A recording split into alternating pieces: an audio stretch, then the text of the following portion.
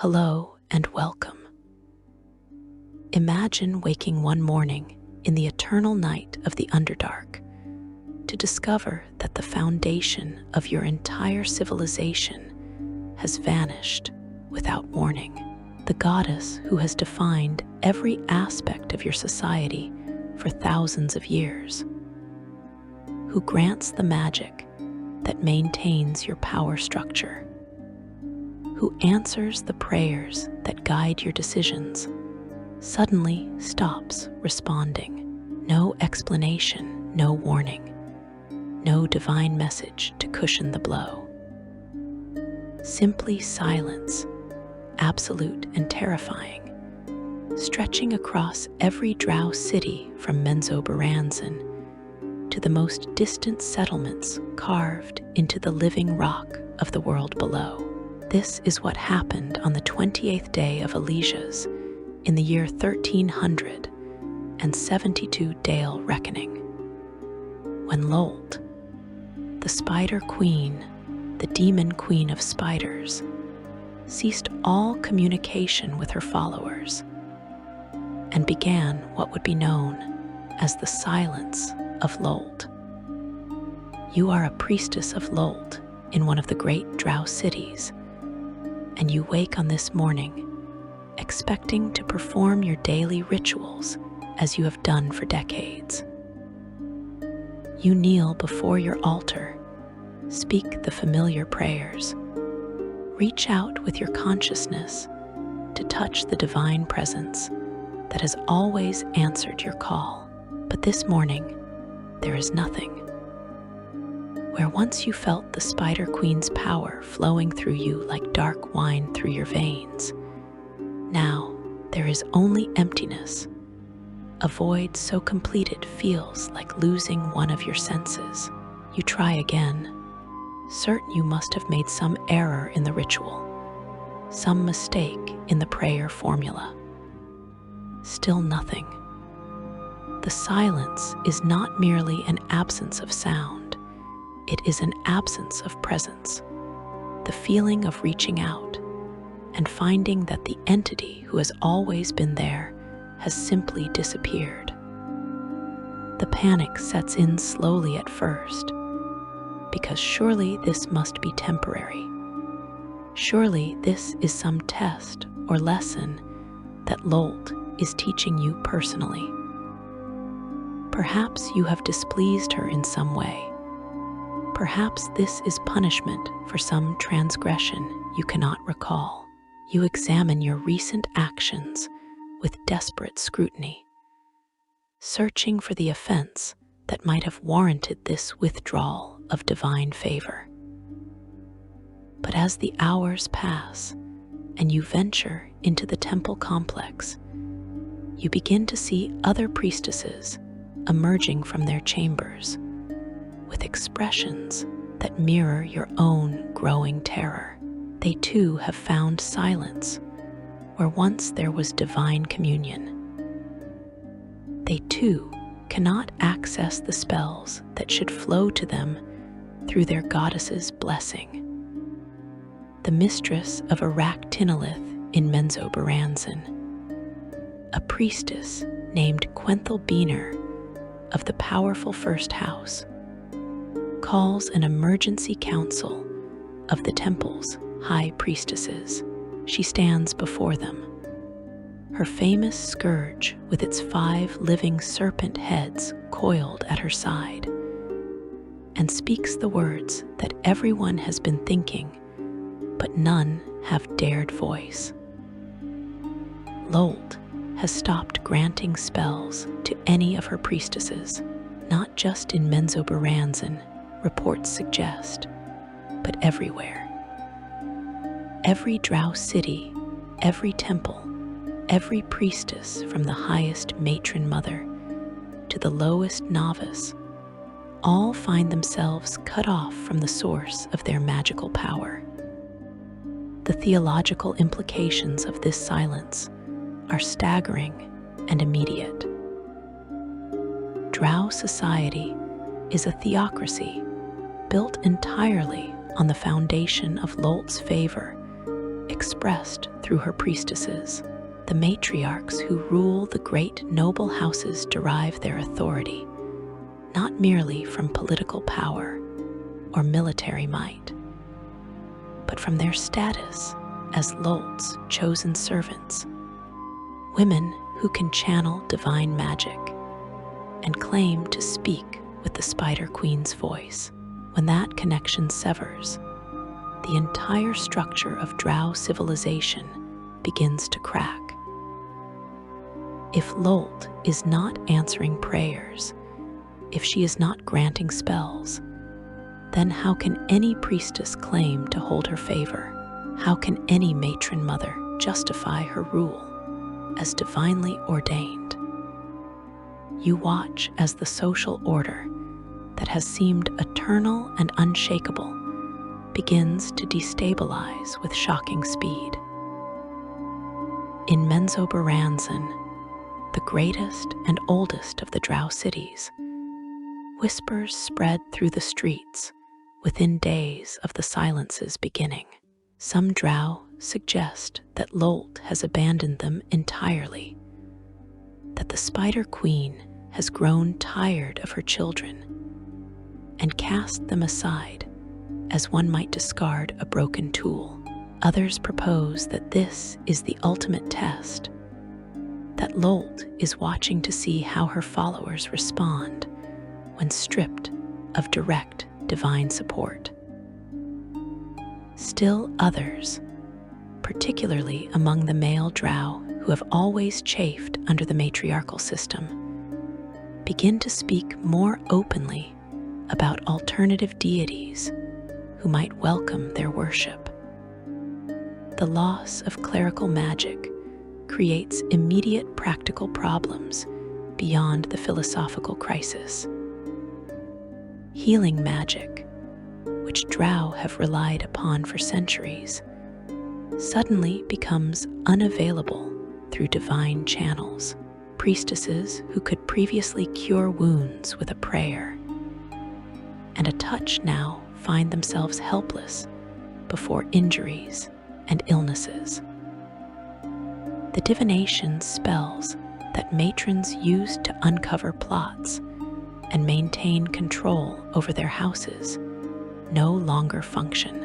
The powerful protective wards that guarded temples and noble houses, maintained by constant priestly attention, begin to weaken and fail.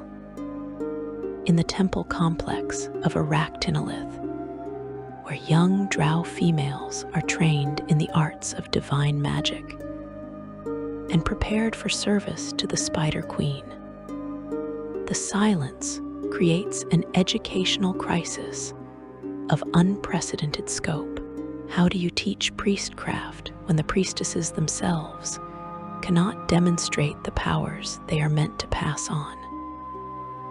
How do you maintain discipline among students when the threat of divine punishment has become hollow?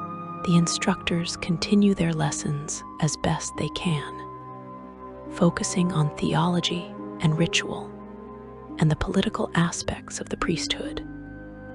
But everyone knows that without actual divine magic, these lessons have become exercises in describing something that may no longer exist. Quenthel herself has experienced death and resurrection, having been slain by the renegade Drizzt Darden years earlier, and returned from the Demonweb pits by Lolth's direct intervention. She knows intimately the reality of the Spider Queen's power and the actuality of the afterlife that awaits faithful Drow. This personal experience gives her a certainty that many other priestesses lack. She knows that Lolth exists, that she is real, that the Demonweb pits are an actual place rather than a theological abstraction. This conviction becomes crucial in the days following the silence's beginning. as Quenthel refuses to entertain suggestions that Lolth might be dead, or that she has permanently abandoned her people. But knowing that Lolth exists does not explain why she has gone silent, and the lack of explanation becomes one of the most psychologically devastating aspects of the crisis. Drow are accustomed to tests and trials, to their goddess demanding proof of worthiness through ordeal and sacrifice. But those tests always came with some indication of their purpose, some sense that Lolth was watching and judging. This silence feels different, not like a test, but like abandonment. Not like divine pedagogy, but like divine indifference. The Spider Queen has simply stopped paying attention to her children, and they are left to fend for themselves in a cosmos that has suddenly become much larger and more threatening. The timing of the silence proves particularly significant because it occurs in what is known as the Year of Wild Magic, 1372 Dale Reckoning. A year when magical energies across Faerun have become unstable and unpredictable. Some Drow initially assume that the silence is connected to these broader magical disturbances, that perhaps Lolth's connection to the material plane has been disrupted by whatever forces are causing magic itself to behave erratically. But as days turn to weeks and the wild magic effects settle, while Lolth's silence continues, it becomes clear that the Spider Queen's absence is not a side effect of general magical chaos, but something deliberate and specific. Different Drow cities respond to the crisis in different ways, reflecting their unique cultures and political situations. Menzoberranzan, as the largest and most powerful Drow city, has resources and stability that many smaller settlements lack. The city's ruling council, led by Matron Mother Trilebeener of Housebeener, imposes strict information control, trying to prevent widespread panic by downplaying the severity of the situation. Public proclamations speak of a temporary withdrawal, a brief test that will soon pass. Privately, the matrons of the great houses meet in emergency sessions to discuss what will happen if the silence continues, how they will maintain control over their houses and over the city as a whole when the primary source of their authority has been removed. In Chednacid, the city built on calcified webs spanning a great chasm in the Underdark, the response is more fractured and chaotic. Chednacid has always been more politically unstable than Menzoberranzan, with noble houses rising and falling with greater frequency. And the silence hits this already volatile society like an earthquake. The priestesses of Lolth, who form the backbone of the ruling hierarchy, suddenly find themselves vulnerable to challenges from factions they had previously dominated through divine authority. Mobs begin to form in the streets, crowds of commoners and slaves who blame the priestesses for angering Lolth and bringing this catastrophe upon the city. The city of Urendlin faces its own unique crisis. This settlement has always had a more diverse religious landscape than most Drow cities, with significant cults dedicated to other deities, alongside the dominant worship of Lolth.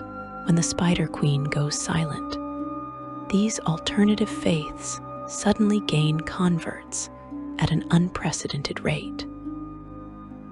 Drow, who had previously paid lip service to Lolth, while secretly harboring doubts, now openly turned to Viheron, the masked lord, god of male Drow, and patron of those who reject the matriarchal system. Others seek out the worship of Gonador, that which lurks, the ancient deity of oozes and outcasts, who has never been fully suppressed despite Lolth's dominance.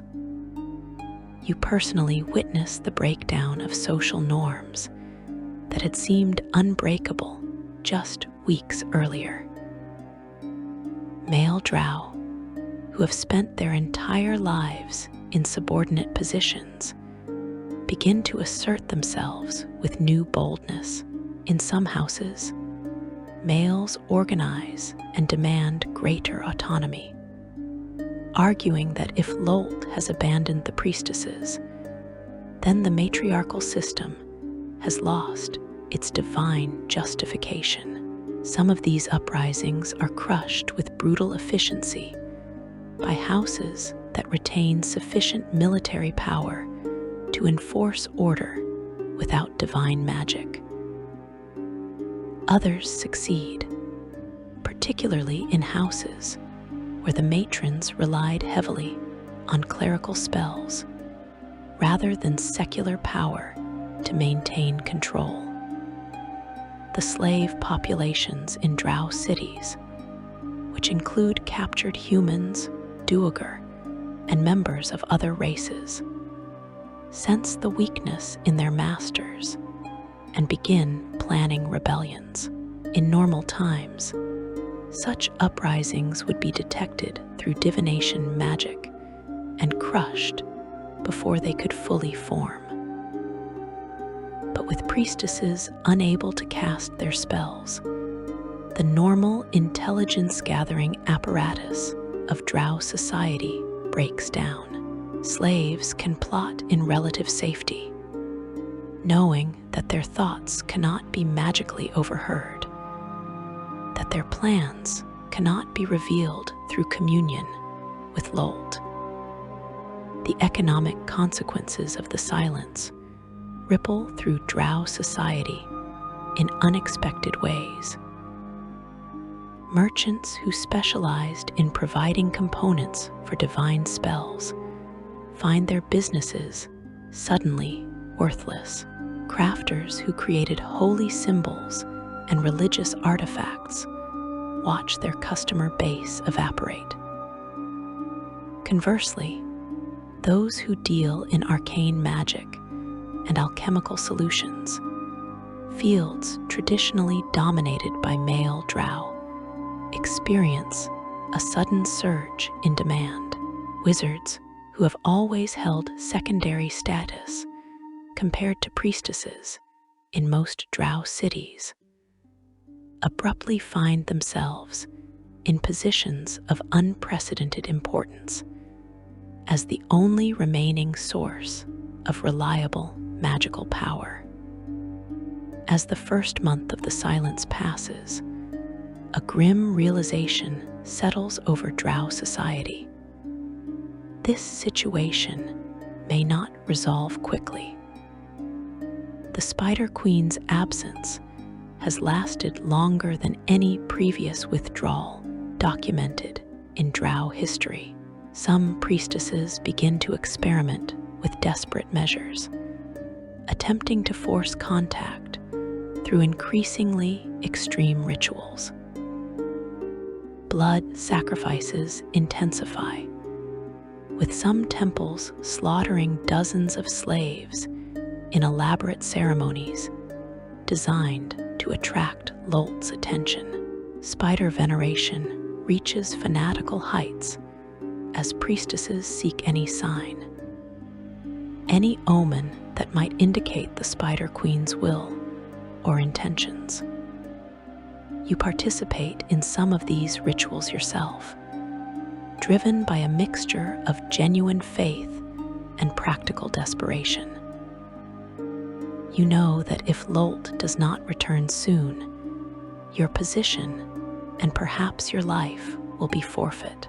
Already you see rivals positioning themselves to seize power, using the chaos of the silence to settle old scores and advance their own agendas. The cutthroat politics of Drow society have not ceased with Lolth's absence. If anything, they have intensified, becoming more brutal and desperate as traditional constraints fall away. And through it all, the silence continues, absolute and inexplicable. The Spider Queen remains sealed away in the Demonweb pits, her realm in the abyss still existing, but utterly inaccessible to communication or planar travel.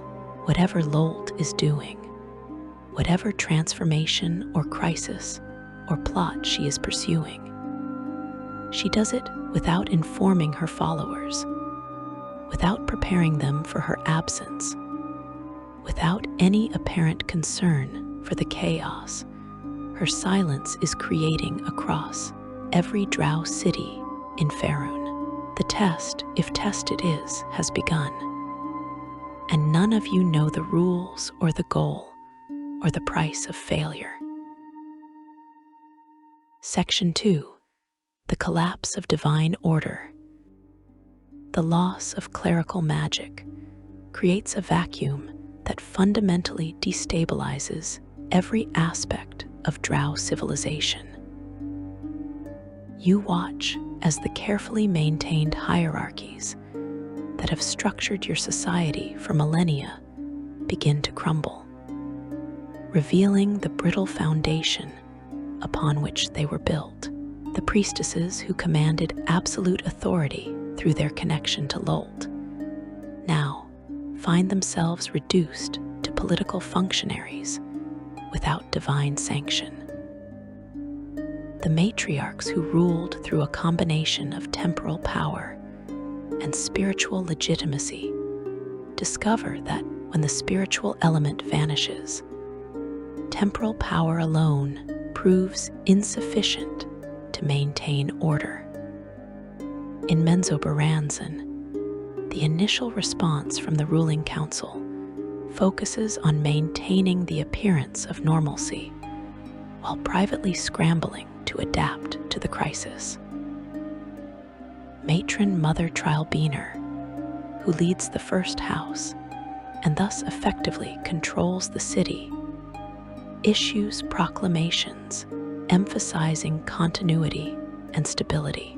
She insists that this silence is temporary, that Lolth is merely testing her faithful, and that those who remain loyal will be rewarded when the Spider Queen returns. But these words ring hollow to a population that can see their priestesses struggling to heal wounds, failing to cast protective wards, and proving unable to divine the intentions of rival houses. The practical consequences of the clerical magic loss multiply rapidly. Healing becomes a critical problem almost immediately. In normal times, injured Drow could visit a temple and receive magical healing from priestesses who channeled Lolth's power to close wounds and cure diseases. Now, those same priestesses can offer nothing more than mundane medical care, bandages, poultices, and hope. Injuries that would have been minor inconveniences with access to healing magic become potentially fatal complications. Diseases that would have been cured with a prayer spread unchecked through the poorer districts of Drow cities. You witness the rising importance of arcane magic and alchemy as alternatives to divine healing. Wizards who previously occupied secondary positions in Drow society suddenly find themselves in unprecedented demand. Their ability to cast healing spells through arcane means, while less efficient than clerical magic, becomes invaluable when clerical magic is unavailable. Alchemists who can brew healing potions see their services sought by noble houses desperate for alternatives to priestly intervention. This shift in the magical economy creates opportunities for male Drow, who dominate the fields of wizardry and alchemy, to gain influence that would have been impossible under normal circumstances. The most dramatic challenge to the matriarchal order comes from the worshippers of Viheron, the masked lord, god of male Drow, who has long opposed Lolth's dominance. Viheron's clergy, composed primarily of male Drow, who resent their subordinate status in Lolthite society, seize upon the silence as an opportunity to expand their influence dramatically. Unlike Lolth's priestesses, Viheron's clerics continue to receive spells from their deity. This creates an immediate and obvious contrast. Lolth has abandoned her followers, but Viheron remains present and active, answering prayers and granting divine power to his faithful. Viheron himself takes an active role in exploiting this opportunity, working both openly and through secretive means to increase his power at his mother's expense. His followers spread throughout Drow cities, sometimes using legal methods to gain converts, sometimes employing violence and intimidation. They preach a message of male equality and freedom from the matriarchal system, arguing that Lolth's silence proves she has grown weak or indifferent to her people. Some even suggest that Lolth is dead, though others recognize that the Spider Queen likely still exists, but has withdrawn for reasons of her own. In cities like Menzoberranzan, Viheron's followers gain particular traction among the male population. Warriors who have spent their lives following orders from female superiors begin to question why they should continue to do so when those superiors can no longer claim divine authority. Wizards like Gromf Beener, the Archmage of Menzoberranzan, and perhaps the most powerful male Drow spellcaster in all of Faerun, feel increasingly frustrated by their subordination to priestesses who no longer possess the magical power that justified their dominance. Gromf himself becomes entangled in the political chaos of the Silence when the Lich Drow Yasrina Dir, head of House Agrach Dir, attempts to force him to join her cause. House Agrach Dir, the city's fifth-ranking noble house, sees the Silence as an opportunity to rise in power and potentially challenge even House Beener for supremacy. When Gromf refuses to ally with her, Yasrina attacks and imprisons him using powerful magic, removing one of Menzoberranzan's greatest defenders at a time when the city can least afford to lose him. The imprisonment of the Archmage is only one element of House Agrach Dir's larger conspiracy. The house has allied with an organization called the Ysrid Chalsin, a mysterious group of shadow-touched assassins who serve their own hidden agenda. Together, these conspirators work to destabilize Menzoberranzan further, hoping to seize control during the chaos of the Silence. Their schemes include not only internal subversion, but also coordinating with external enemies to launch attacks on the weakened city. The slave populations in Drow cities, sensing weakness in their masters, begin organizing rebellions with unprecedented boldness. In Menzoberranzan, slaves, including captured humans, duergar, orcs, and members of other races, form secret networks to plan uprisings under normal circumstances. Such conspiracies would be detected through divination magic long before they could mature into actual threats. Priestesses would use communion spells to ask Lolth's guidance about potential dangers, or employ detection magic to uncover treasonous thoughts. But with clerical magic unavailable, these supernatural surveillance methods fail, allowing slave rebellions to develop in the shadows. You see fires breaking out across the city as saboteurs strike at key targets. Warehouses storing food supplies burst into flames. Water purification systems are damaged. Strategic tunnels collapse, blocking important trade routes. Each incident alone is manageable, but the cumulative effect creates a sense of pervasive instability.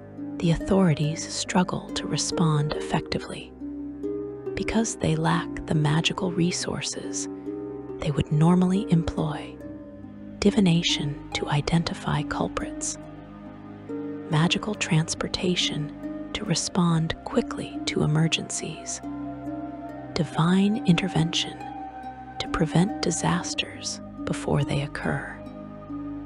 The worship of alternative deities spreads not only among male Drow, but also among those females who begin to question their loyalty to a goddess who has apparently abandoned them. Sally, the Drow goddess of vengeance and the undead, gains followers during the Silence as priestesses who formerly served Lolth switch their allegiance to a deity who still answers prayers. Sally's faith has always existed in the shadows of Drow society, tolerated by Lolth, but never allowed to flourish openly. Now, with Lolth absent, Sally's clergy emerges into greater prominence, preaching their dark gospel of vengeance against those who have wronged you and the power of undeath as a path to immortality.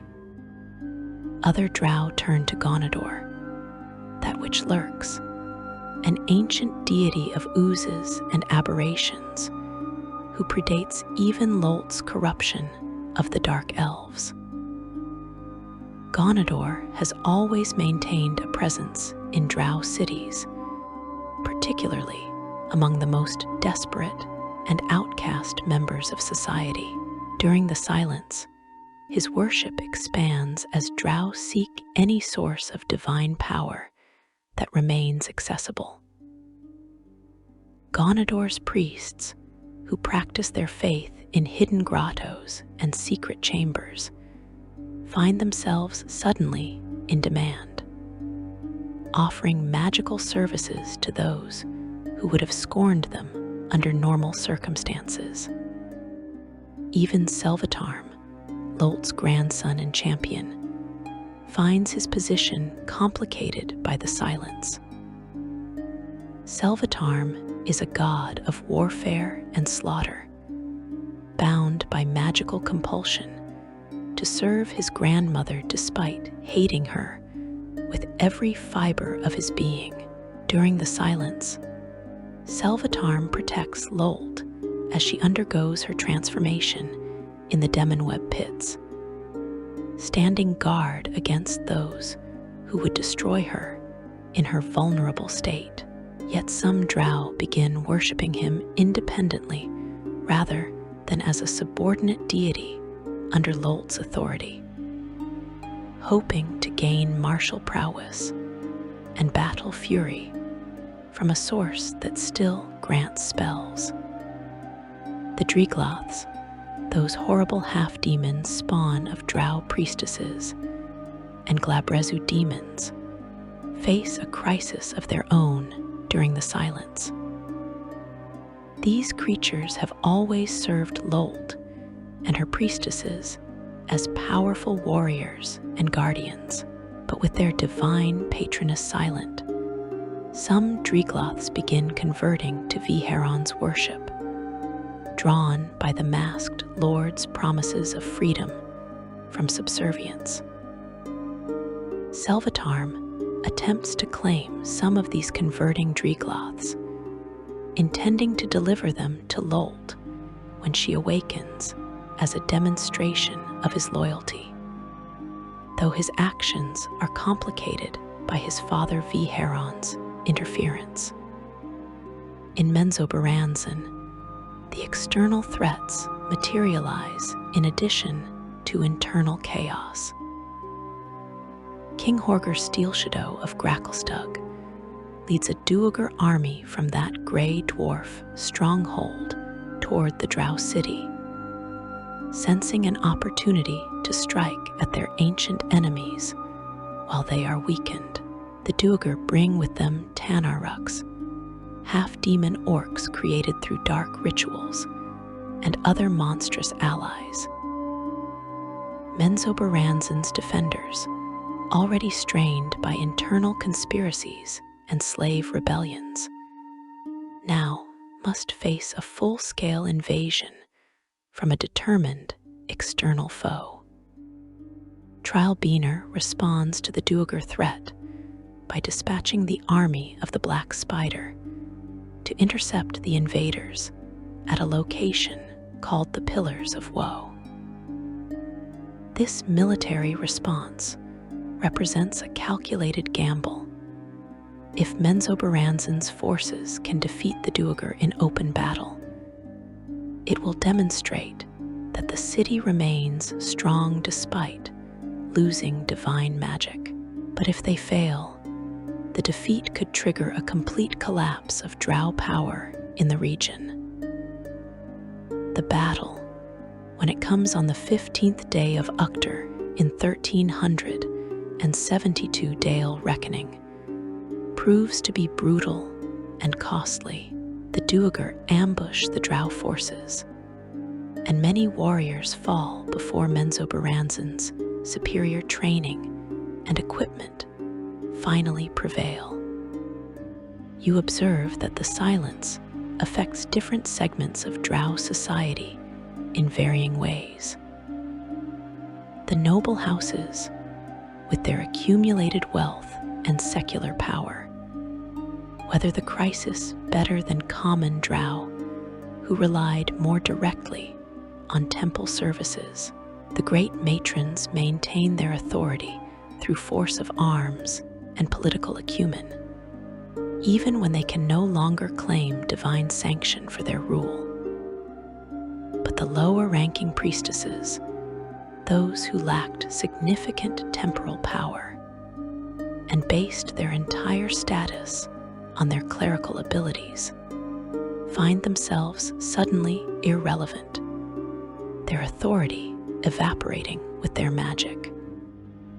The transformation into Driders, one of Lolth's most feared punishments, ceases entirely during the silence. Drow who might have failed tests and been transformed into these Spider Drow hybrids instead face more mundane punishments, or sometimes escape consequences entirely in the chaos. The absence of new driders becomes another sign of Lolth's withdrawal, another hole in the fabric of Drow religious life. The existing driders, who retain their monstrous forms, serve as living reminders of Lolth's power. But they too wonder what their goddess's silence means for their own cursed existence. The psychological impact of the silence weighs heavily on all Drow, but particularly on the priestesses who have dedicated their lives to Lolth's service. You feel this yourself, the creeping doubt that perhaps you wasted your life in devotion to a goddess who does not care. The fear that even if Lolth returns, she might not restore your powers. The anger at being abandoned without explanation. These emotions conflict with the training and indoctrination of decades, creating internal turmoil that mirrors the external chaos gripping your society. Some priestesses respond to the crisis with renewed fervor, insisting that this test demands even greater devotion, and that those who remain faithful will be rewarded beyond measure when Lolth returns.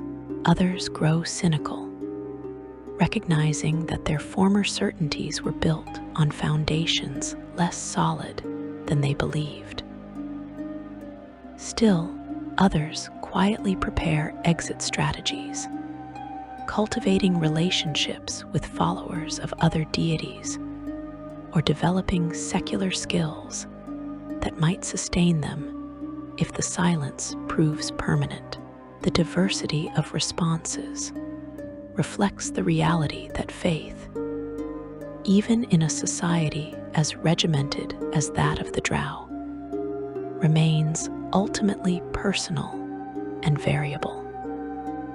As weeks turn to months and the silence continues without break, the question that haunts every Drow city becomes increasingly urgent. Where is Lolth, and what is she doing? Some propose that she is dead, slain by a rival deity, or destroyed by some cosmic catastrophe. Others suggest she is punishing her followers for insufficient devotion, waiting to see who remains loyal when faith brings no immediate reward. Still others, including Quenthel Beaner, become convinced that Lolth is undergoing some kind of transformation, that she has withdrawn deliberately to accomplish something that requires her full attention and power. The truth, unknown to most Drow during these months of chaos, is that Lolth has entered a cocoon in the Demonweb pits and begun a metamorphosis that will transform her from an intermediate deity to a greater one. She is also working to separate the Demonweb pits from the abyss entirely, making her divine realm independent rather than part of the greater demonic plane.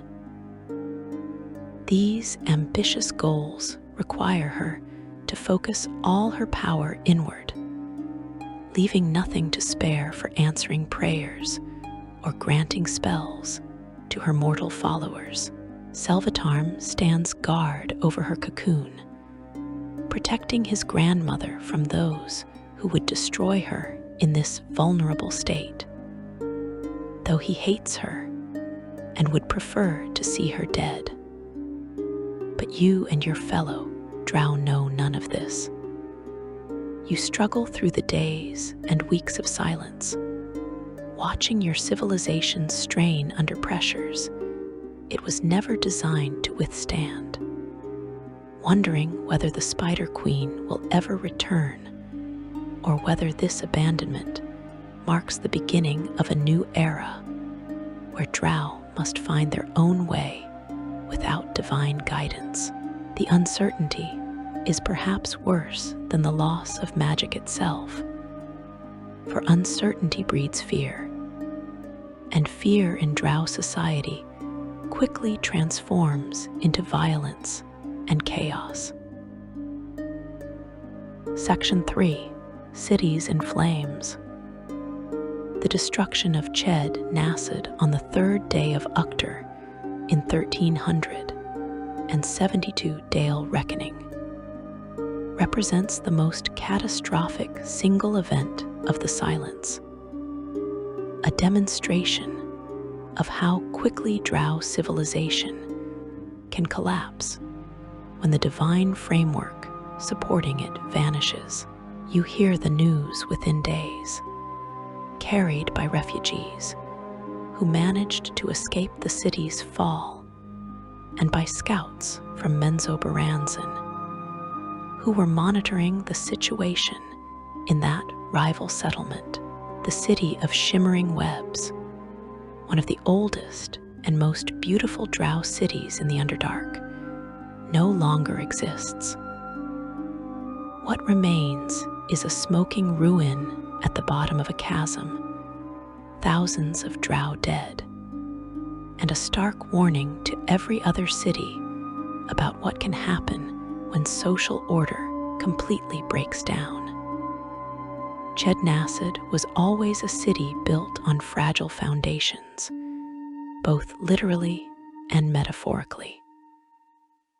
The city itself was constructed on calcified spider webs, spanning a massive chasm in the Underdark, with noble houses and common districts built on different levels of these ancient, hardened strands. The architecture was spectacular, with structures seeming to float in space, connected by bridges and walkways that crossed the empty air above the depths. But this beauty concealed instability. The city's political structure was more volatile than Menzoberranzan's, with houses rising and falling with greater frequency. And the calcified webs themselves required constant magical maintenance to remain strong enough to support the weight of buildings and inhabitants. When the Silence began and priestesses lost access to their magic, the maintenance spells that kept the webs strong started to fail. The degradation was not immediate.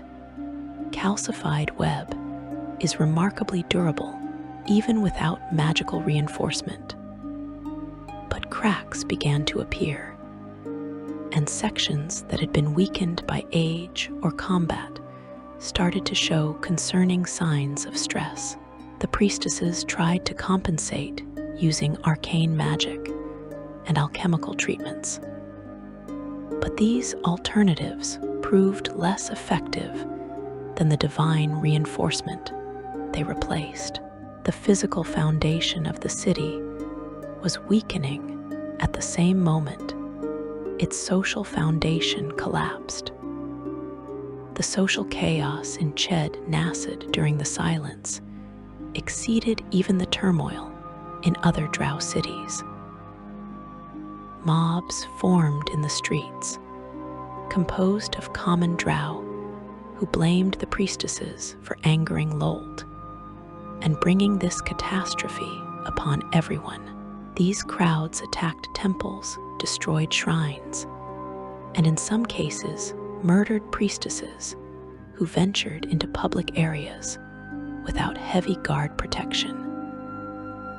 The normal mechanisms of social control, divine magic to identify ringleaders, fear of transformation into Driders, the threat of Lolth's direct wrath no longer functioned, and the authorities found themselves unable to suppress the uprisings through conventional means. House Melarn, one of Ched Nasad's most powerful noble houses, found itself at the center of the conspiracies that would ultimately destroy the city. The house was led by matron mother Drissenil Mellarn, a powerful priestess who, like all her peers, had been stripped of her divine magic by the Silence. Drissenil attempted to maintain her house's position through political maneuvering and military strength. But she faced challenges from multiple directions simultaneously, rival houses seeking to exploit the chaos, internal dissension, as her own family members questioned her authority, and external forces whose machinations she did not fully understand. Among those external forces was the Ysrid Chalson, a mysterious organization of shadow-touched assassins who served their own hidden agenda. The Ysrid Chalson saw the Silence as an opportunity to expand their influence over Drow cities, intending to control them from the shadows while the matriarchs were weakened. One of their agents, a male Drow named Samst, who posed as a common mercenary, infiltrated the power structures of Ched Nassid and began working to destabilize the city even further. It is during this period that visitors from Menzoberranzan arrive in Ched Nassid, adding another layer of complexity to an already chaotic situation. Quenthel Beener, mistress of Arak Tinalith and member of the First House, leads an expedition that includes several notable figures. Faron Mizrim, a wizard of House Mizrim and master of Sorceer, accompanies her as the expedition's primary arcane spellcaster. Rild Argith, a weapons master from Melee Magther, provides martial expertise with his enchanted greatsword splitter. Jegrid Beener, the Dreegloth son of matron mother Trial Beener, serves as both warrior and enforcer, his demonic strength making him a formidable presence. Valas Hune, a scout affiliated with the mercenary organization Brigand Dairth, rounds out the group with his tracking skills and knowledge of the Underdark's hidden paths. The Menzoberranzan expedition has come to Ched Nassid seeking information about the Silence, hoping that this city might possess knowledge or insights that could explain Lolth's absence and potentially suggest how to restore contact with the Spider Queen.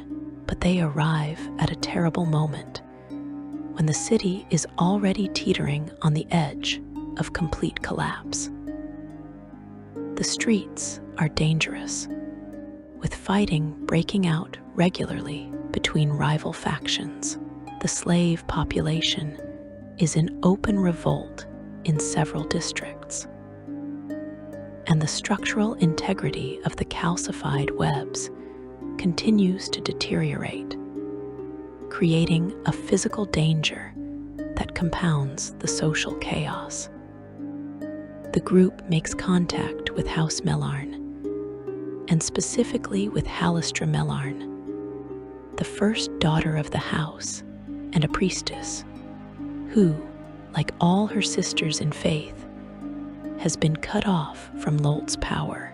Halistra proves to be an invaluable source of information about conditions in Ched Nassid, and she quickly forms alliances with members of the Menzoberranzan expedition, particularly Rild Argith. These personal connections will later prove significant as events unfold, and lives are reshaped by the chaos of the Silence.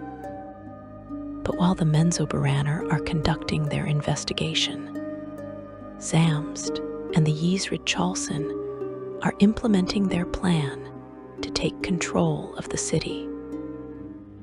Zamst has provided a substance called stonefire to Duergar mercenaries who have been hired to attack Ched Nassid. Stonefire is an alchemical weapon of terrible destructive power, designed to burn through stone and create fires so intense they can melt rock. The plan is to use stonefire to weaken rival houses and create chaos that the Ysrid Chalson can exploit to seize power. What Zamst does not fully account for, or perhaps does not care about, is the cumulative effect of using stonefire in a city built on calcified webs that are already weakened by the loss of magical maintenance. When the Duergar mercenaries launch their attack prematurely, using stonefire against House Mellarn and other targets throughout the city, the results exceed even their expectations.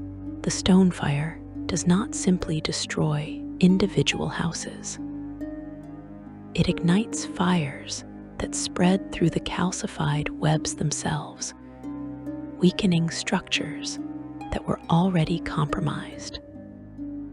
You later hear detailed accounts from survivors about what happened next.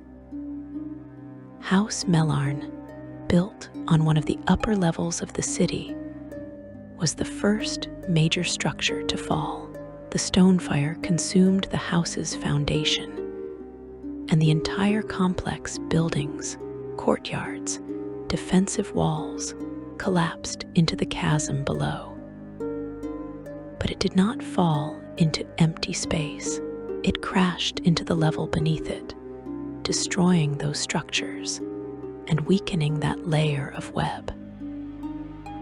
The cumulative weight and the ongoing fires created a cascading failure, with level after level collapsing in sequence, each fall triggering the next. The matron mothers of Ched Nassid's 5 most powerful remaining houses, Henri Nassedra, Umri Dijtu, Nedeline Zinard, Ulvia Rala Rillant, and Shrine Nirun H. Lond, attempted a desperate magical intervention to save their city. Together they performed a ritual to summon a humongous black guardian spider, an entity of immense power that they hoped could stabilize the collapsing web structure through supernatural strength.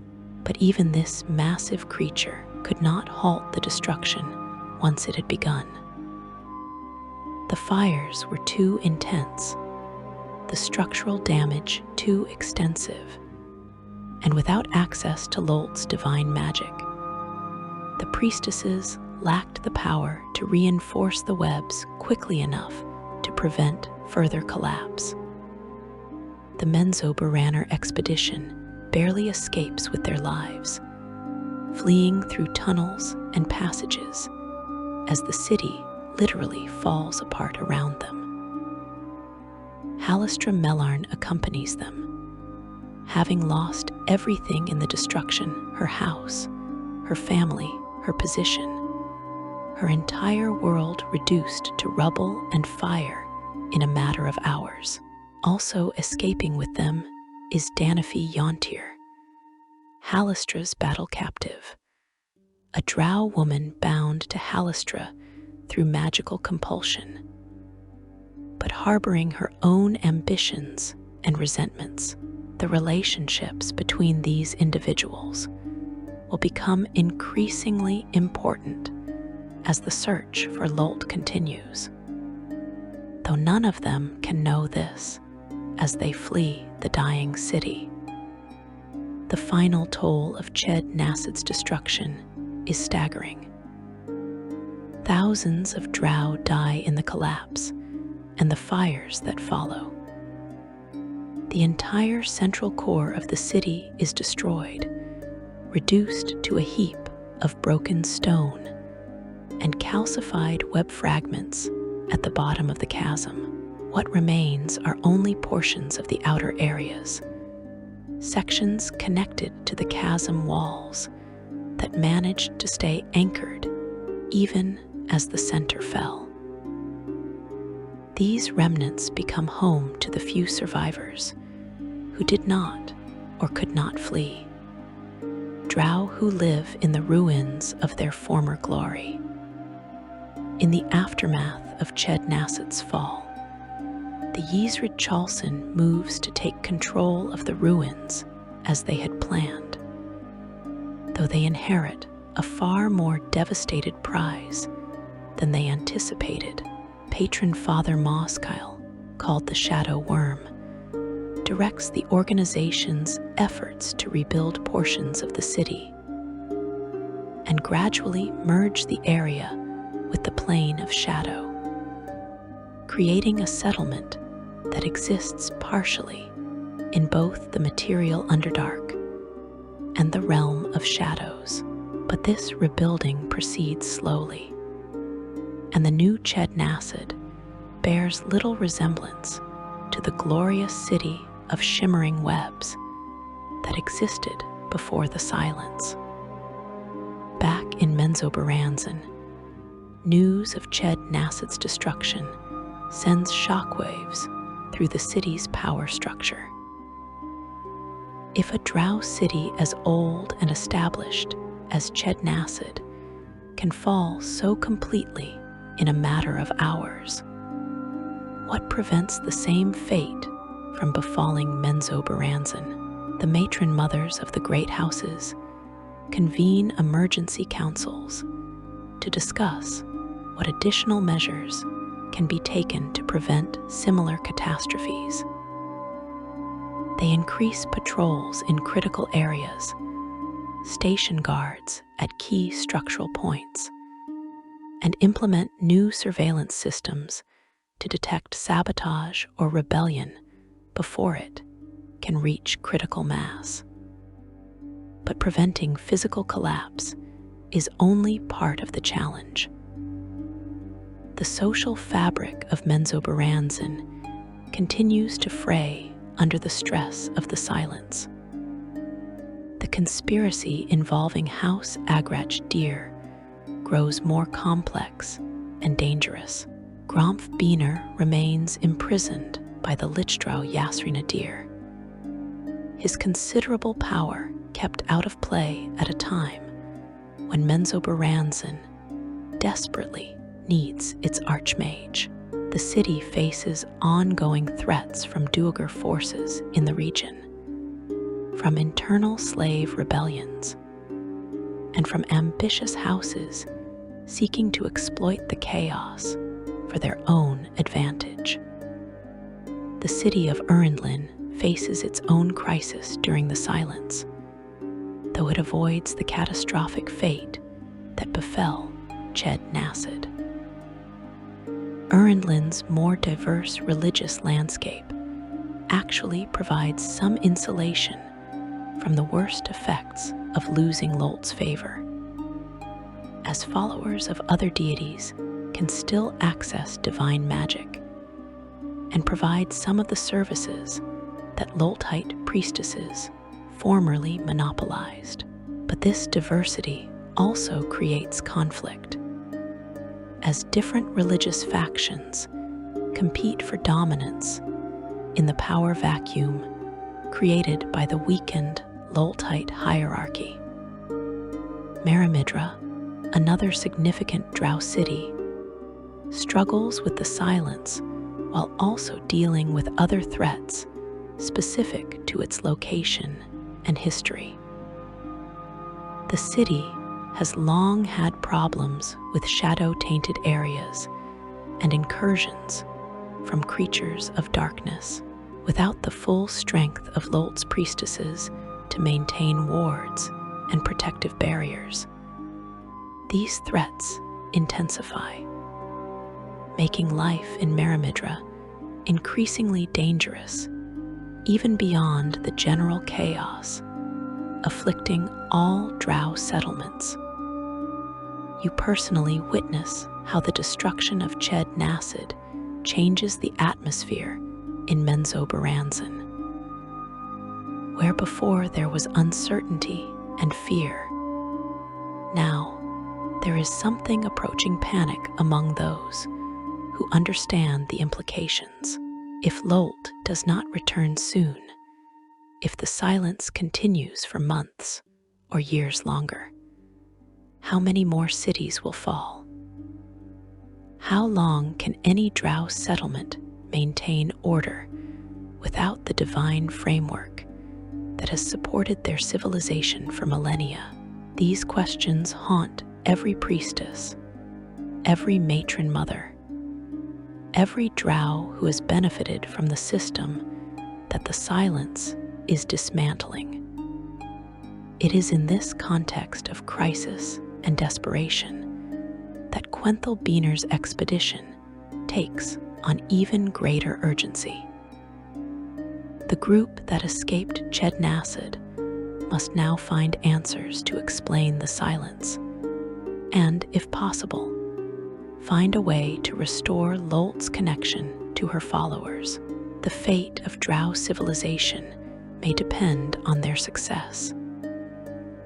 They know that Lolth dwells in the Demonweb pits, her realm in the abyss, but traveling to that plane is normally possible only through divine magic that is currently unavailable.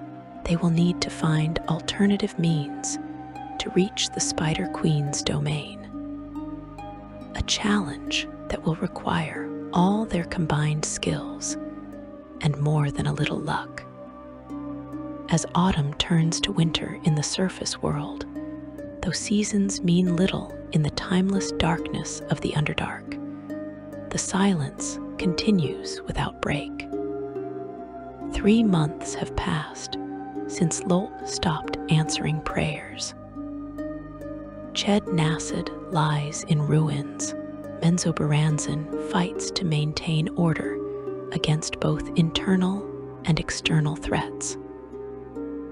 Other Drow cities struggle with their own versions of the same crisis. And throughout all this chaos, the question remains unanswered. Where is Lolth? And what is she doing that requires her to abandon her people so completely? The answer lies in the Demonweb pits, but reaching that realm will prove to be an ordeal as challenging as anything the expedition has yet faced. Section 4. Journey to the Demonweb pits. The journey to reach the Demonweb pits represents one of the most ambitious and dangerous undertakings in Drow history, requiring the expedition to solve problems that would have been impossible under normal circumstances. You learn the details of this quest through reports that filter back to Menzoberranzan, through conversations with those who have contact with the expedition, and eventually through the triumphant return of Quenthel Beaner herself. The story that emerges is one of desperation, cunning, betrayal, and ultimately a revelation that changes everything about how Drow understand their relationship with the Spider Queen. After escaping the destruction of Ched Nasid, Quenthel's expedition faces a fundamental problem. They need to reach the Demonweb pits, Lolth's divine realm, to discover what has happened to the Spider Queen. Under normal circumstances, priestesses could travel to that plane through divine magic, their spirits called to Lolth's domain through ritual and prayer. But with Lolth silent and clerical magic unavailable, these traditional methods of planar travel are impossible. The expedition must find alternative means to reach a destination, that was never designed to be accessed without divine sanction. The group initially travels to the surface world, seeking contact with worshippers of Viheron, the masked lord who has been gaining power and influence during Lolth's silence. This decision is born of necessity rather than preference. Drow rarely venture to the surface, finding the open sky psychologically disturbing and the sunlight physically painful. But the followers of Viheron, who preach male equality and freedom from the matriarchal system, have established strongholds on the surface as part of their long-term strategy to challenge Lolth's dominance. If anyone can provide magical assistance to reach the plains, it might be the priests of a god who still grants spells to his followers. During this journey, the composition and dynamics of the expedition begin to shift in significant ways. Halistra Mellarn, who lost everything in Ched Nassid's destruction, finds herself questioning the faith that has defined her entire existence. If Lolth could allow a city as ancient and devoted as Ched Nassid to fall, if the Spider Queen could remain silent while thousands of her faithful died, then what value does that faith hold? These doubts intensify when Halistra encounters followers of Eilistri, the Dark Maiden, a goddess who represents an alternative path for Drow, one of redemption, beauty, and freedom from Lolth's cruelty. Eilistri, daughter of Corellin Larethian and sister to Viheron, has long offered sanctuary to Drow who wish to escape the Spider Queen's tyranny. Her followers live on the surface, dancing beneath the moon and practicing arts forbidden in Lolthite society. When they capture Halistra, they attempt to convert her, to show her that there is another way to live beyond the endless scheming and violence of traditional Drow culture. Halistra initially resists, killing her captors and escaping, but the seed of doubt has been planted. The encounter leaves her fundamentally changed, questioning everything she once believed with certainty. Meanwhile, Danafi Yontir, who has been Halistra's battle captive, a slave bound by magical compulsion to serve her mistress, sees opportunity in the chaos. Danafi is ambitious, cunning, and utterly devoted to Lolth in ways that transcend mere religious observance. She believes with fanatical certainty that the Spider Queen will return, and that those who remain most faithful during the silence will be rewarded beyond measure. When Halistra's faith begins to waver, Danafi quietly begins cultivating relationships with other members of the expedition, particularly Jegrid Beener, the powerful Dreegloth who serves Lolth with mindless devotion.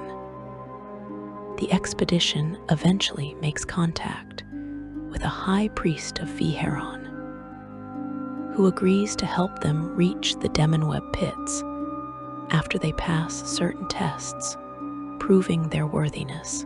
The priest performs a ritual that projects the spirits of the expedition members into Lolth's domain, while their bodies remain in trance on the material plane.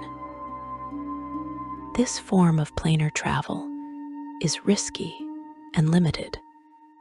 They will have only a brief time to investigate before being pulled back, but it represents their best chance to discover what has happened to the Spider Queen. When the expedition's spirits arrive in the Demonweb pits, they discover a realm in turmoil. The plane is still recognizable as Lolth's domain, a vast expanse of magical webbing, with structures and objects caught like flies in an immense spider's trap. But something fundamental has changed. The realm feels incomplete, as if it is in the process of being torn away from its surroundings and reconstituted elsewhere. More significantly, at the center of this chaos, the expedition discovers Lolth herself, or rather, a massive cocoon that contains the goddess in a state of transformation. The cocoon hangs suspended in webbing thicker than ship's cables, pulsing with power that hurts to perceive directly. Selvatarm, Lolth's grandson and champion, stands guard over the cocoon, his massive form bristling with weapons and barely contained rage. Selvatarm hates Lolth with every fiber of his being. She enslaved him through magical compulsion, forcing him to serve her despite his desire for freedom. But he is bound to protect her, and so he does, attacking anything that approaches the cocoon with murderous fury. The expedition realizes that Lolth is undergoing a metamorphosis, transforming herself from an intermediate deity into something greater. This process requires all of her attention and power, explaining why she has been unable to answer prayers or grant spells to her priestesses.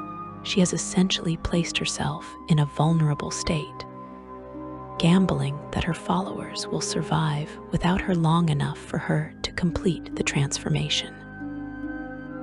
It is a characteristically Lolthian strategy, ruthless, risky, and showing complete disregard for the suffering her absence causes among her worshippers. Before the expedition can learn more, they are attacked. The priest of Viheron who brought them to the Demonweb pits reveals his true purpose. He has been sent by Viheron himself to destroy Lolth, while she is helpless in her cocoon. If Viheron can kill his mother now, during her transformation, he can claim her power and her followers, becoming the dominant deity of the Drow, and ending the matriarchal system that has oppressed male Drow for millennia. The priest begins channeling Viheron's power, attempting to gate the god himself into the Demonweb pits. The expedition finds itself in the position of having to defend Lolth against an attack from another Drow deity, despite the fact that Lolth has abandoned them, and despite their own doubts about her worthiness to rule. Quenthel leads the defense not out of blind faith, but out of pragmatic calculation. If Lolth dies, Drow civilization will collapse entirely. And if Viheron succeeds, the resulting divine conflict could destroy the Demonweb pits and kill everyone present. The battle is brief but intense, with Viheron himself manifesting partially in the plain before being driven back by Selvatarm and the expedition's combined efforts. The confrontation with Viheron's priest ends when Quenthel strikes at him, but Viheron protects his follower with divine magic, backhanding her attack with supernatural force.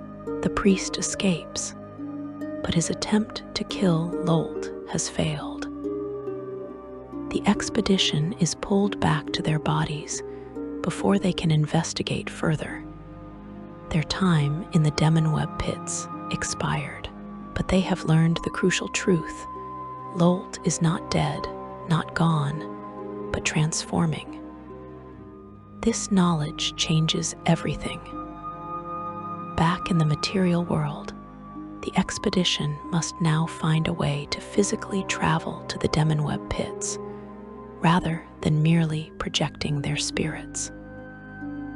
They need to be present when Lolth completes her transformation, both to witness the event and, based on certain prophecies and visions, to potentially influence its outcome. This requires finding a method of planar travel powerful enough to breach the barriers to the abyss and navigate to Layer 66, where the Demonweb pits traditionally resided. Their search leads them to the Lake of Shadows, a body of water on the plane of shadow, where legends speak of the Ship of Chaos, a demonic vessel capable of traveling between planes. The ship is real, a nightmarish craft made of bone and shadow, captained by a demon who serves no master except the ship itself. The expedition captures the ship through a combination of Pharaon's arcane prowess and careful tactical planning, imprisoning the demon captain and claiming the vessel for their own purposes. But the Ship of Chaos is not a conventional vessel that can be sailed like a mundane craft. The ship requires souls to power its planar travel. Living beings must be fed to it, their life essence consumed to fuel the magic that allows the ship to shift between dimensions. This creates a moral and practical problem for the expedition. Where will they find enough souls to power a journey from the material plane to the abyss? The answer comes through Pharaon's typical combination of cleverness and ruthlessness. They raid a Drow city called Eskindlerin, taking prisoners who can serve as fuel for the ship's terrible appetite. The journey to the abyss aboard the Ship of Chaos is a nightmare of demonic visions and reality-warping phenomena. The ship travels through spaces that should not exist, crossing boundaries between planes through dimensional rifts that would destroy lesser vessels. Pharaon, acting as the ship's navigator, must maintain mental contact with its alien intelligence while also keeping the craft on course toward their destination. He receives secret assistance from Aliasa, an aloof fiend who has been sent to spy on the expedition, but who has developed genuine fascination with Pharaon and helps him against her orders. While the expedition travels to the Demonweb pits, events in Menzoberranzan reach a crisis point. Gromf Beener finally escapes from his imprisonment, destroying the Lich Drow Yasri Nadir in a spectacular display of magical power that costs him his staff, but eliminates one of the city's most dangerous conspirators. With Gromf free and Lolth beginning to restore spells to her priestesses, a sign that her transformation is nearing completion, the balance of power shifts dramatically. The scoured legion of Tanarruks, led by Connor Vhawk, retreats, and the Duergar forces are destroyed. Menzoberranzan, battered but intact, survives the chaos of the silence. The Ship of Chaos finally arrives at the Demonweb pits, now fully separated from the abyss and existing as an independent plane under Lolth's complete control. The expedition disembarks onto a landscape even more alien and hostile than when they visited in spirit form. The plane is still forming, still being shaped by Lolth's transforming consciousness, and it reflects her nature in the rawest possible way, a realm of endless web, prowling spiders, and the constant threat of being consumed.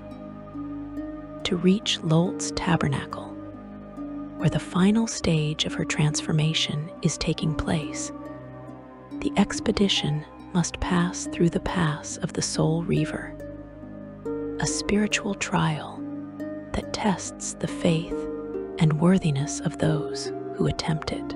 The female members of the group undergo intense visions in which they see potential futures where they have been rejected as unworthy, where they have failed Lolth's tests and been cast aside. These visions are tailored to each individual's deepest fears and doubts, striking at the core of their psychological vulnerabilities. Quenthel sees herself rejected despite her noble birth and her service as mistress of Aractinolith. Danafi sees herself still enslaved, her devotion counting for nothing. Halistra, who has already begun to turn toward Ilustri, sees herself torn between two goddesses and rejected by both. The psychological torture of the pass of the Soul Reaver pushes all three priestesses to their breaking points, forcing them to confront whether their faith is genuine or merely self-serving. Beyond the pass lies the plains of Solfair, where an army of Yugoloths led by the Ultraloth necromancer in Thrasis blocks the way to Lolth's tabernacle. In Thrasis commands the Black Horn Regiment, 500 elite soldiers of the Blood Rift, and he has been hired by unknown forces to prevent anyone from reaching Lolth during her vulnerable transformation. The expedition faces an army with only their small group, a battle that should be impossible to win through conventional means. Quenthel summons a powerful demon to aid in the fight, while Danafi calls upon Lolth directly, beseeching the transforming goddess to send aid. Her prayer is answered not with divine intervention in the traditional sense, but with millions of spiders pouring forth from the webbing of the Demonweb pits, a living tide that crashes over the Yugoloth army like a wave. Pharaon faces in Thrasis in single combat, the Drow wizard matching his considerable arcane power against the Ultraloth's necromantic mastery. Through a combination of skill, luck, and desperation, Pharaon emerges victorious, clearing the way to Lolth's sanctum. But at the moment of apparent triumph, Halistra arrives, having been delayed by her own crisis of faith, and makes a choice that will determine her eternal fate. She has been drawn to Ilustri, the goddess of redemption and moonlight, and she attempts to use Ilustri's power to destroy Lolth during the vulnerable final moments of transformation. The attempt fails catastrophically. Pharaon is sacrificed to the spider swarms, his body torn apart by countless tiny mandibles, his soul consumed in service to the Spider Queen he had served with sardonic wit rather than genuine faith. The three remaining priestesses, Quenthel, Danafi, and Halistra, enter Lolth's tabernacle for the final confrontation, where the Spider Queen will choose her Yorthi the embodiment of her new form, from among those who have proven their worth through the trials of the journey. But that choice and the consequences that flow from it will reshape not only these individuals, but the entire structure of Drow civilization and Lolth's place in the cosmos. Section 5. The Spider Queen's Return and Ascension. Inside Lolth's tabernacle, at the heart of the newly independent Demonweb pits, 3 priestesses stand before their goddess in the final moments of her transformation.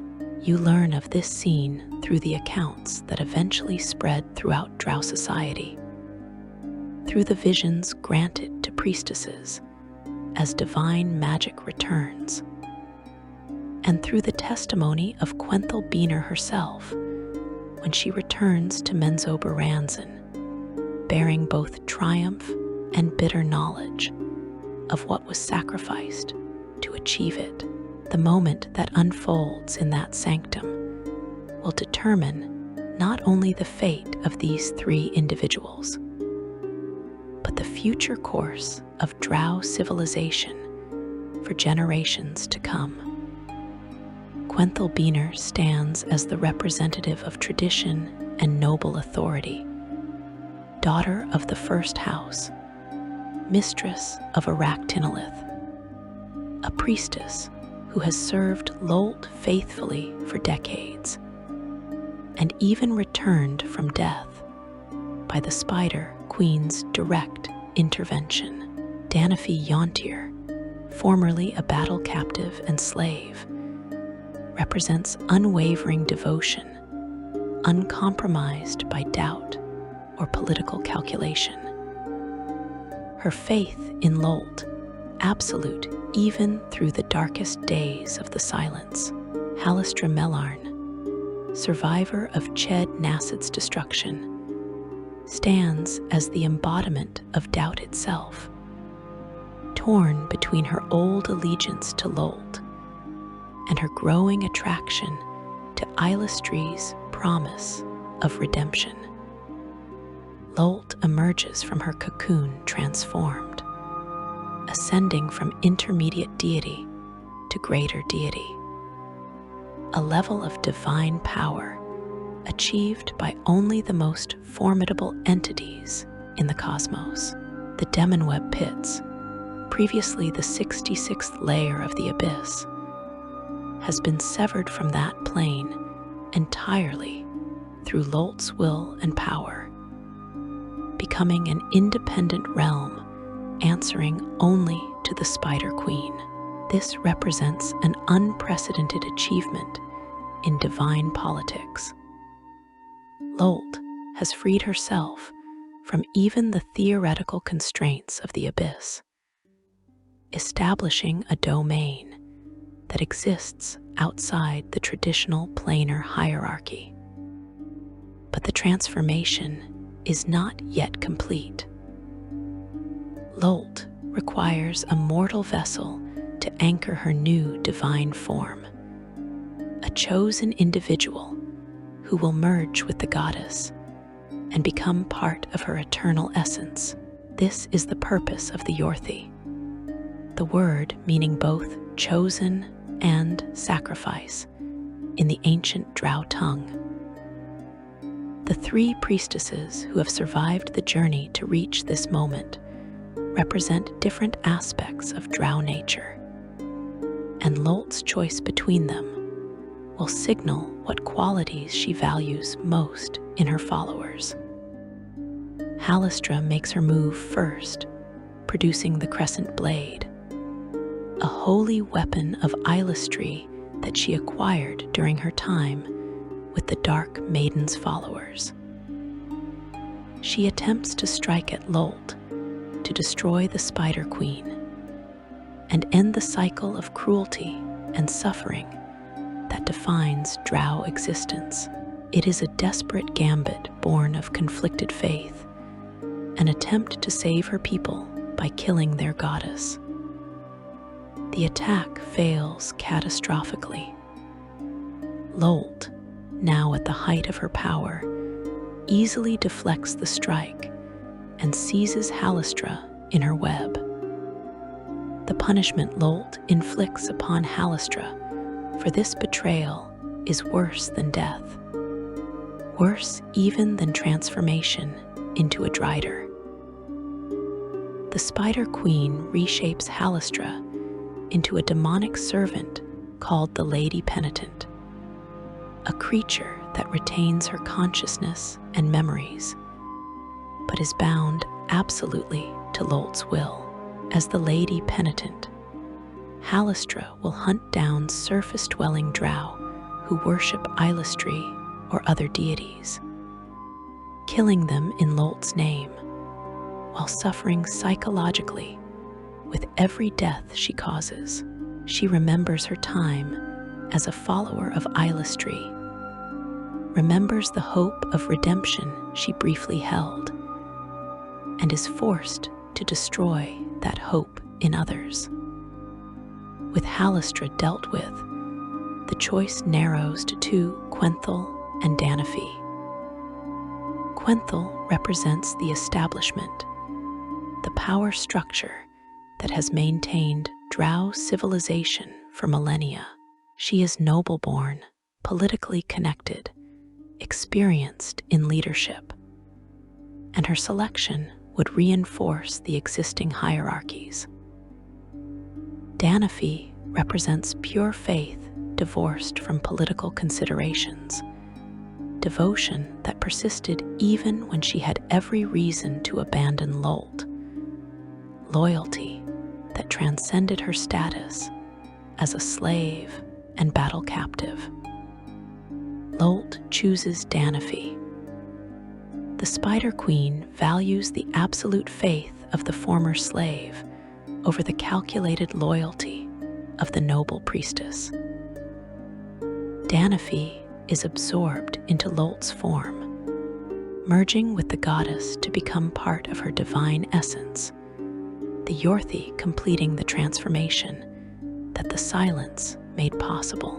This choice sends a clear message to all Drow that faith matters more than birth, that devotion outweighs political power, that even a slave can rise to become part of a goddess if her loyalty is sufficiently pure. Quenthel is sent back to Menzoberranzan, not in disgrace, but with clear instructions. She is to resume her position as mistress of Arachnolith and continue leading Lolth's faith in that city. The Spider Queen makes clear that while Quenthel was not chosen as the Yorthi, she remains valuable as a leader and organizer, someone who can manage the practical aspects of the priesthood, while others provide the fanatical devotion that Lolth finds most pleasing. This represents a kind of consolation prize, though being passed over for a former slave surely rankles.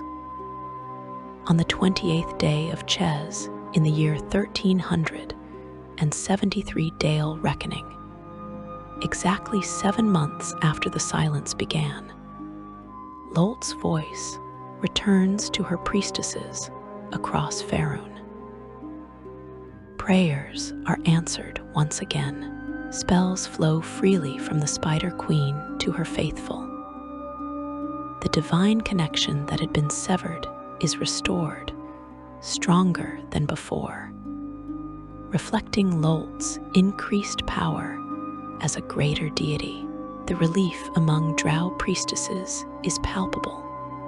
They are no longer cut off, no longer powerless, no longer questioning whether their goddess had abandoned them forever.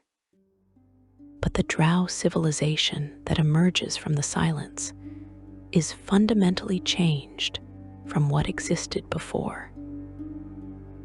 The 7 months of chaos have left deep scars on every Drow city, Ched Nassid lies in ruins, its former glory reduced to rubble at the bottom of a chasm, its surviving population scattered or living in the remnants controlled by the Yizrit Chalson.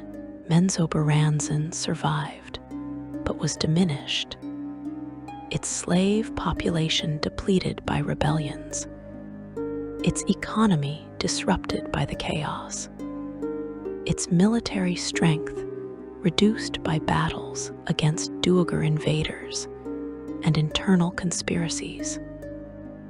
The restoration of clerical magic allows the matriarchs to reassert control over their cities and houses, but the memory of those months remains. Male Drow who rose to prominence during the Silence by providing arcane magic and martial leadership now resist returning to their former subordinate positions. Some are forced back into line through violence and threats, but others negotiate for improved status, using their indispensability during the crisis as leverage for permanent changes in their house's power structures. The cult of Viheron, which gained tremendous ground during the Silence, faces immediate suppression from restored Lolthite priestesses. Temples to the masked lord are destroyed. His followers are executed or forced to flee, and attempts are made to return Drow society to its pre-Silence state. But Viheron's influence cannot be completely eradicated. Too many male Drow have tasted greater autonomy and refuse to relinquish it entirely. The conflict between Lolthite orthodoxy and Viheron's message of male equality continues to simmer beneath the surface of Drow politics. Halistra, in her new form as the Lady Penitent, begins her terrible work on the 28th of Chez, the very day Lolth returns. She attacks surface-dwelling Drow in Cormenther and the Dalelands, targeting those who have turned to Eilistri or other deities offering alternatives to Lolth's cruelty. Each kill causes Halistra psychic agony, as she retains enough of her former self to understand the horror of what she is doing. But she cannot resist Lolth's compulsion. She has become a living weapon in the Spider Queen's campaign against rival Drow deities. This campaign escalates dramatically when Lolth turns her attention to eliminating her divine rivals permanently. Selvatarm, who stood guard over Lolth during her transformation despite hating her, orders his followers to launch coordinated attacks against shrines and temples of Eilistri. Meanwhile, Viheron plots his own assault on his sister goddess, hoping to kill Eilistri and absorb her followers and power. The resulting divine conflict plays out across both the mortal world and the planes. The battle between Viheron and Eilistri occurs away from mortal eyes, and the exact details remain unknown even to the most dedicated scholars of divine politics. What is known is the outcome. Viheron fails and is killed by Eilistri, though some of his followers claim their god still lives, and that the apparent death is part of a larger scheme. Chaos and despair spread among the masked lord's followers as their god's power fades from the world. Some speculate that Viheron and Eilistri merged rather than one destroying the other, that the siblings work together now in some fashion. But but such theories remain unproven. You observe how the return of Lolth's favor reshapes the social dynamics of your own city. Priestesses who wavered in their faith during the silence now proclaim their devotion with renewed fervor, hoping to avoid being identified as insufficiently loyal. Those who converted to other deities during the crisis face impossible choices, renounce their new faith, and hope for forgiveness from Lolth, or flee to the surface, or to cities where alternative faiths are tolerated. Most who stay and renounce face execution anyway, as the priestesses of Lolth are in no mood for mercy after 7 months of humiliation and powerlessness. The lesson that Lolth teaches through the silence becomes a central part of Drow theology in the years that follow. The Spider Queen withdrew not because she was weak or dying, but because she was becoming stronger, transforming herself into something greater than before. Those who remained faithful despite losing all tangible benefits of faith, like Danafi, were rewarded beyond imagination. Those who wavered or turned to other gods, like Halistra, were punished with exquisite cruelty. The message is clear. Lolth demands absolute loyalty regardless of circumstances, and she tests that loyalty in the harshest possible ways. In Menzoberranzan, House Beaner emerges from the crisis with its position as first house secured, though not unchallenged. Matron Mother Trial Beaner maintained control through the chaos, holding the city together through force of will and military might when divine authority was unavailable. The destruction of House Agrach Dir and the defeat of the Duergar invasion eliminated several major threats, though at tremendous cost in lives and resources. Quenthel returns to her position as mistress of Aractinolith, where she oversees the re-education of young priestesses according to the lessons learned from the silence. Gromf Beaner, having escaped his imprisonment and destroyed the Lichdrow Yasrinadir, reclaims his position as Archmage of Menzoberranzan. His experience during the silence, being one of the few sources of powerful magic when priestesses were powerless, gives him new leverage in his ongoing political maneuvering. Male Drow throughout the city look to him as an example of what they can achieve when divine magic fails and arcane power becomes paramount. The mercenary organization Bregan Dairth, led by the cunning Jarlaxle Beaner, negotiates a significant concession in the aftermath of the conflicts. Approximately 2,000 heretical Drow refugees, those who turned to other deities during the silence, or who simply no longer wish to live under Lolth's rule, are allowed to leave Menzoberranzan rather than being executed. This represents an unprecedented act of mercy by Drow standards, though it likely reflects practical considerations as much as compassion. The city has lost too many inhabitants already, and forcing a mass execution might spark renewed rebellion. You witness the theological debates that rage through the temples in the months following Lolth's return. Scholars argue about the significance of the Spider Queen's ascension to greater deity status.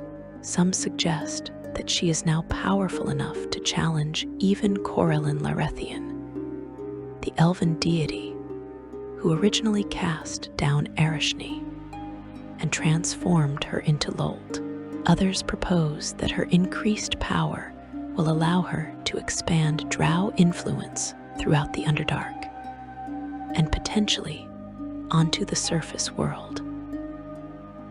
Still, others warn that a more powerful Lolth will be even more demanding and capricious, testing her followers with greater frequency and severity.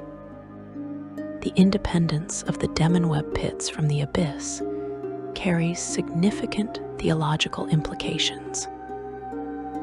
Previously, the realm was part of the abyss, subject, at least theoretically, to the influence of other demon lords and the chaotic nature of that plane. Now it exists outside any larger planar structure, responding only to Lolth's will. This means the Spider Queen has absolute control over the afterlife of her followers. When Drow who worship Lolth die, their souls go to the Demonweb pits, where they are entirely at her mercy, with no possibility of intervention from other powers. The destruction and transformation wrought by the Silence reshape the political landscape of the Underdark for decades to come. Ched Nassid's fall creates a power vacuum that various factions attempt to fill. The Yizrid Chalsin works to rebuild portions of the ruined city as a base for their shadow-touched operations. Other Drow cities expand their influence into territories that Ched Nassid formerly controlled. Trade routes shift to bypass the ruins, creating new commercial opportunities for settlements that were previously secondary. Menzoberranzan's survival and eventual recovery from the crisis reinforces its position as the greatest Drow city in Faerun. Though other cities still compete for influence and prestige, the city becomes even more fanatically devoted to Lolth in the aftermath, with the priestesses enforcing religious orthodoxy with renewed vigor.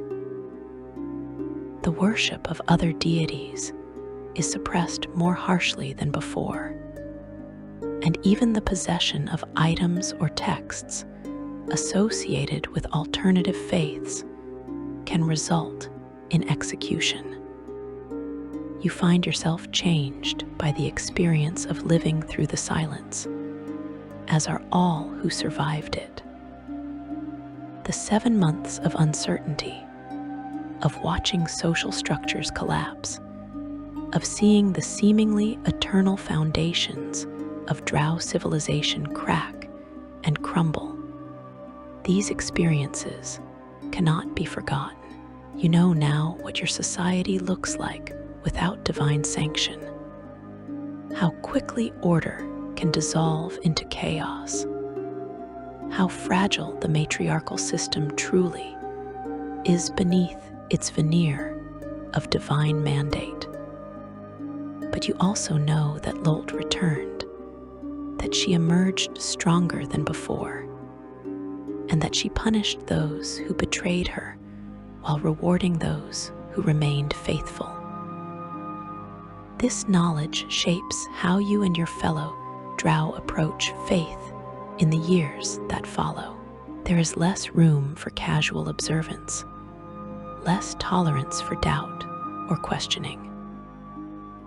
The Spider Queen has demonstrated that she will test her followers in the most extreme ways imaginable, and that she expects absolute loyalty regardless of cost. The long-term consequences of the Silence continue to unfold across generations. Drow born after the events hear stories of those 7 months, tales of cities falling, of priestesses powerless, of the Spider Queen's terrible test. These stories become part of the cultural memory, shaping how young Drow understand their relationship with Lolth and with power itself.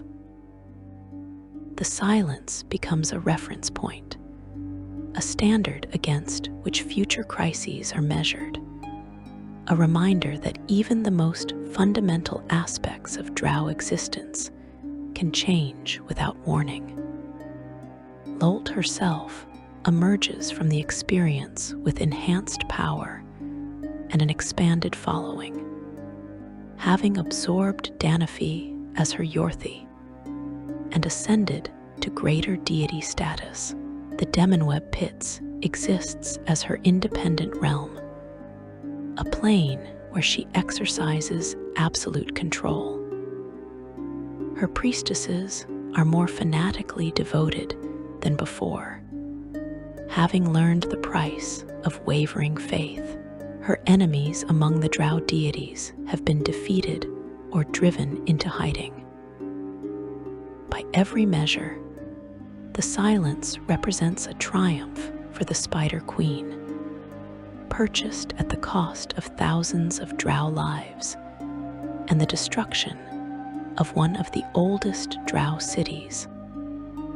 And so you continue your existence in the eternal darkness of the Underdark, serving a goddess who is now more powerful and more distant than ever before. You perform your rituals with careful precision, never forgetting that the Spider Queen once went silent for 7 months and might choose to do so again at any moment. You compete with your rivals for advancement and power, knowing that Lolth values strength and cunning over mere piety. You live each day aware that you serve a goddess who transformed a former slave into her chosen vessel, while rejecting a high priestess of noble birth, a goddess who punishes betrayal with eternal torment while rewarding loyalty with divine union. The silence of Lolth has ended, but its echoes continue to reverberate through Drow society, shaping faith and fear and ambition in equal measure. The Spider Queen has returned, greater than before, and her web stretches across all of Drow civilization, invisible threads binding each follower to her will. You are caught in that web, as are all your people, and you know that struggling against it only entangles you more completely.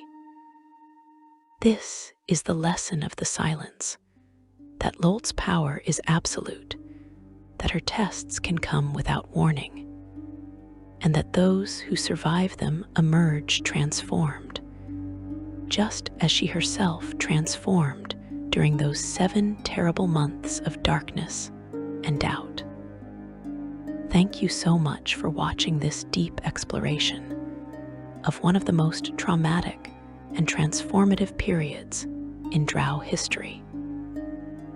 If you enjoyed this journey through the silence of Lolth and its consequences, please consider liking this video and subscribing to the channel for more deep dives into Dungeons and Dragons lore. Your support helps me continue creating these detailed explorations of the Forgotten Corners and pivotal events of the Forgotten Realms and beyond. Until next time, may your own paths be illuminated by knowledge, even when they lead through darkness.